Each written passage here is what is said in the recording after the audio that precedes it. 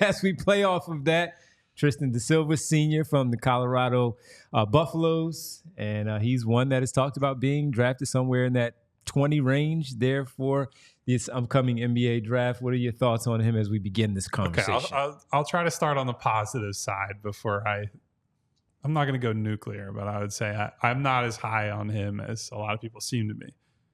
Good spot up guy, yes. Right? 40+% shooter, someone that I don't think he's a movement shooter, but I think he can be like a relocation, come off a screen. He's good at getting his base set, squaring his shoulders. He's not going to come sprinting off of a screen at 30 miles an hour like JJ Redick, but he will reposition himself to get Or up. if you like a Danny Green cut. If you did like a pick and pop with him, I think that'll work. I think he could be a weapon in that way. I think he's got good feel as a cutter. I think one of the things I saw if you use him in like a give and go type situation with Joel, like if he's getting an entry pass from Da Silva, I think Da Silva has good feel of if his defender cheats, he could probably time those well and get some easy buckets off of just some Joel dump off passes there. So I like that in conjunction with the spot up shooting, because that puts you in a good spot on both ends of it, right? Like if the guy sags off or tries to double, I'm catching and I'm shooting. Or if they try to double, you can also go by them, go backdoor and try to get a basket. So that part I like. I don't like him as an on-ball or like a ball handling passer, live dribble passer. I do think he's a good connective guy. I saw some stuff out of – now he won't play this role for the Sixers. I think he was used in the middle of the zone a decent amount, and I thought he was a good kind of quarterback in the middle of the floor. I think he's a good big-to-big passer in the front court. So I think if you're going to have him in the dunker spot from time to time, or you need to do some just little, give and go type stuff with Joel Embiid, I think he's going to be useful in that way.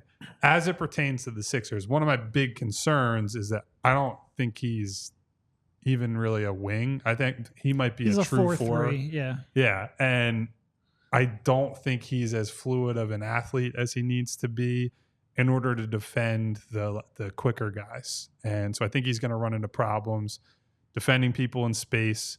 If that's the case, there's value in, okay, if you're playing a big, maybe not super downhill athletic wing, I think he can defend his position, and there's value in that. But in a system where Joel Embiid is going to play a lot of drop and everybody else, I would prioritize being switch defenders. I don't think he's helping you out with that. So that is a little bit concerning for me. I don't love him as a rebounder as a 4 either. Like his numbers are okay, but I think he's liable to get pushed around a little bit. I don't like calling guys soft, but I think if you're the type of person who wants to label players like that, I think as a rebounder, as a defensive player from time to time, and as a finisher as well, I think when he tries to take people off the dribble on anything more than like a straight line drive, he can get pushed off his spot and have some difficulties. He had a lot of his offense last year and throughout his career created for him. So he's not somebody that I think can be a secondary creator.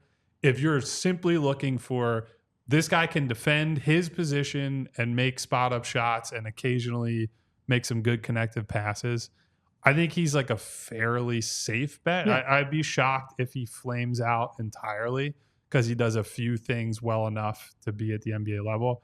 I just think the upside is relatively limited, and I think that will end up being one of my favorite wings for this spot, but I don't love him by any stretch.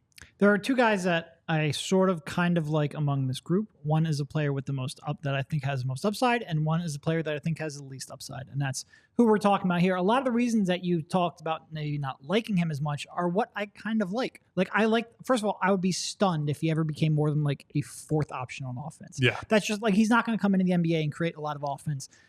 Maybe secondary stuff, maybe attacking closeout, decent passes, the dump off passes, the bigs, but you're not going to put him at the top of the key and be like, here's a ball screen, go create some offense out of it. He's not going to score a lot out of those sets. He's a spot up shooter. He's a good decision maker, an attack closeouts, a cutoff ball, but I think he has a pretty high likelihood of doing all of those at an average or above average level. Yes. And you can probably, if you're looking at a guy who you want to slot in pretty early in his career, which presumably if the Sixers actually keep this pick, they want a tall guy with at least a little bit of positional versatility. I think you're right. Defensively, he's not like a super versatile defender. He's going to be mostly a 4, occasionally switching on to a 3, and you sort of just live with the mismatch that he would have against him. But I think he's going to be competent defensively, in part because I think he has pretty good hands. Certainly, I think the will and the effort is there. Yes. I think the decision-making is there. He's just limited physically. But if you're telling me that you're pretty confident and he shot like 42% on spot-up jumpers, if you're telling me you're pretty confident in that translating, the decision-making on offense translating to, catch the ball or move the ball, what's a 0.5? Yeah, decision. 0.5. But I was also thinking of strong and wrong. I think he's going to be strong and right a lot, and I think that's good for a role player. I think he slots into, like a lot of these players I think we will draft and say, well, if they develop this or if they develop that, but if they don't develop that, they're going to be a really bad role player. They might just be, out of the league. They're either going to be a primary or a bench. secondary creator, or they're going to be borderline unplayable on a good team. Da Silva, I think, is a pretty good chance to be a role player. Like I said, I'd be stunned if he ever ends up being like a top 3 option on a team, but I think there's a pretty good chance he will be a useful and productive player and be able to slot into a role. And because of that, I'm kind of in. Not super in. I won't be, doing backflips, in part because I'm too old and can't do backflips, but also in part because he's not a backflip-worthy player. But I think he could be a solid piece. Just a solid player, and one that we talk about so much, and we speak about it a lot, but we never really have dove into the shooting aspect of what's not on this basketball team. As far as the offseason projections, looking at different players coming in, we always talk about it being an attribute that everybody has to have. This guy can shoot the basketball. So if we are looking at somebody at that size, and I saw somebody mention Cam Johnson. Cam Johnson was a top 10 pick, if I remember correctly. And the thought was at the time he was overdrafted. I think he was projected deeper in the first, and that was viewed as a pretty big gamble by the Suns. Because Kobe White was doing his Bulls press conference, and they told him he was drafted while doing so, and he was so excited because he went earlier than most people expected. But if you're looking to fill out again, hopefully you can have somebody that can come in, play some sort of role, and there's that. We saw where Nick Batum at his size can do so many of those different things that you guys talked about. Now, defensively, he has some work to do, as Kyle mentioned, as the guys talked about. But with that size, being also an upperclassman who has played basketball for a while at a competitive level at collegiate basketball, and maybe that stuff will translate to the pros for him. So, as the guy said, don't love him, like him. It will be a solid selection if we're sitting there on June 26th and we're just sitting there saying, you know what? All right, not a bad pick. You can see where he fits into what they do, and especially with that shooting. Will the shooting keep him on the floor or get him on the floor? And will he do enough good things defensively with his size to maintain the ability to stay on the floor with some other good defenders possibly around him, mostly Joel Embiid, of course, on the back end. But I like him, don't love him.